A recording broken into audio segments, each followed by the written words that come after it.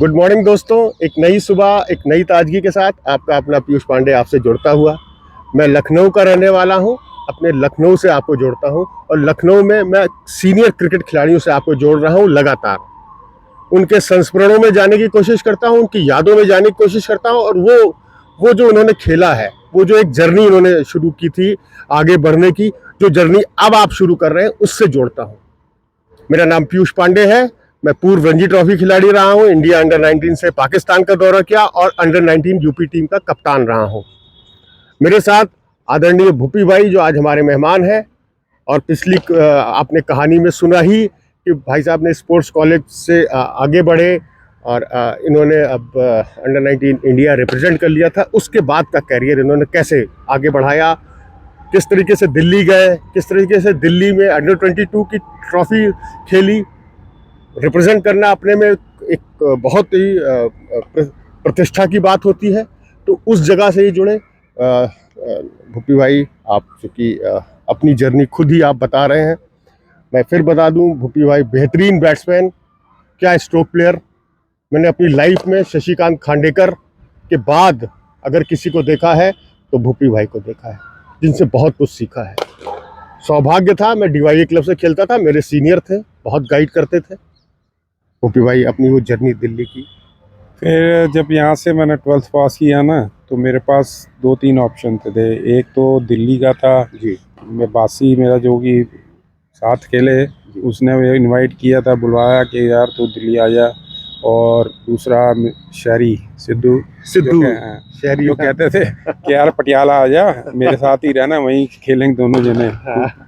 खैर क्योंकि मेरे पेरेंट्स वहाँ थे दिल्ली थे, तो मैंने दिल्ली प्रेफर किया। फादर ने भी बोला कि ठीक है दिल्ली जाना, दिल्ली जाओ।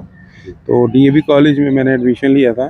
तो उस टाइम डीएवी कॉलेज की टीम में मनोज प्रभाकर, संजीव शर्मा, सब अजय शर्मा है ना, भास्कर, सब अच्छी टीम थी। और दिल्ली में जो इंटर कॉलेज का जो स्टैंडर्ड था ना, जी जी जी, जहाँ की बहुत ही अच्छी क्रिकेट होती थी, हर कॉलेज की अच्छी टीम थी, चाहे स्टीफन्स हो, हिंदू हो, एक कंपटीशन होता था।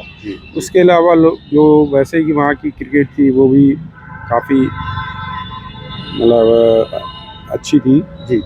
तो फिर मैंने दिल्ली ज्वाइन किया, तो दिल्ली सोनेट से भी खेला।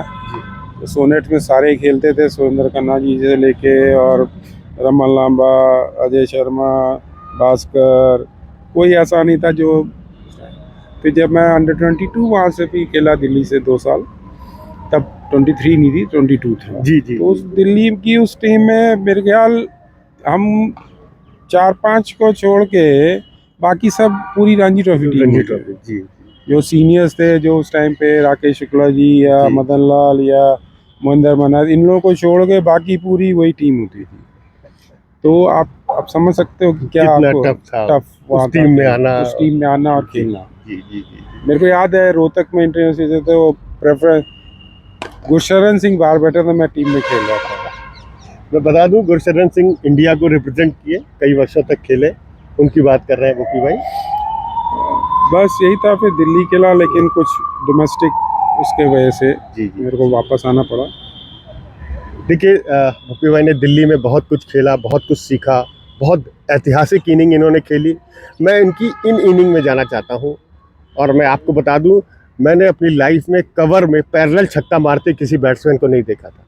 एक मैच में टीके भट्टाचार्य बॉल डाल रहे थे और इन्होंने कवर पे पैरेलल मारा। आप समझ सकते हैं कितनी पावर थी इनके हाथ में। भूपी भाई, कोई ऐसी ऐतिहासिक इनिंग? पावर देखो, बैटिंग में आपका ना, आपका बैट स्विंग, आपकी backlift, timing, where you meet the ball, ठीक है ना, तो उससे आता है ना कि आपके किसी। आजकल मैंने देखा है बहुत जिम करते हैं, अच्छी बात है, वो फिटनेस के लिए अच्छा है, कि उससे पावर आ जाएगी नहीं, ठीक है ना। पावर आती है मेन बैटिंग में आपकी बैकलिफ्ट एंड टाइमिंग से, आप कहाँ बॉल को मीट कर रहे हो, ठीक है ना। अगर जैसे हमारे कोच साहब कहते थे कई लोग कि अगर पावर से गेम होता तो मेरे ख्याल दारा सिंह सबसे लंबे छक्के मारता है, ठीक है ना। तो वो नहीं है जी, ठीक है ना। कई आपने देखे होंगे ऐसे बैट्समैन, इवन यू आप इतने स्लिम ट्रिम थे और लेकिन पावर आपकी कितनी थी? ऐसा नहीं था पावर नहीं थी, कईयों से ज्यादा थी। तो वही है, आपकी टाइमिंग अच्छी थी तो इसलिए आता है, ठीक है ना।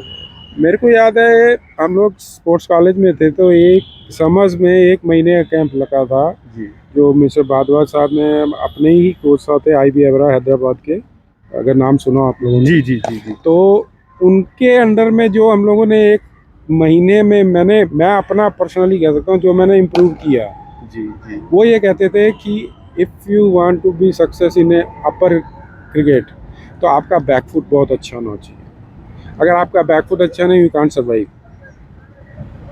तो जो भी था, जी जी जी और जो भी स्पिनर्स पे अच्छी मेरी जो भी थी जी रीडिंग या जो भी थी, वो मेरे को दीपक शर्मा सर ने बहुत प्रैक्टिस कराई। जी शॉर्ट रेंज के लिए और उसके बैक फुट के लिए भारद्वाज साहब वगैरह ने बहुत प्रैक्टिस कराई। इवन वो अपने घर पे बुलाते थे हमको, तो उनकी बालकनी थी घर के अंदर, तो वहाँ प्रैक्टिस किया करते थे ऐसे खिलाड़ी महान इवनिंग बनते हैं। में नेट्स पे जाने से पहले। जी जी देखिए, मैंने लखनऊ का क्रिकेट देखा, 30-40 साल से लगातार देख रहा हूँ।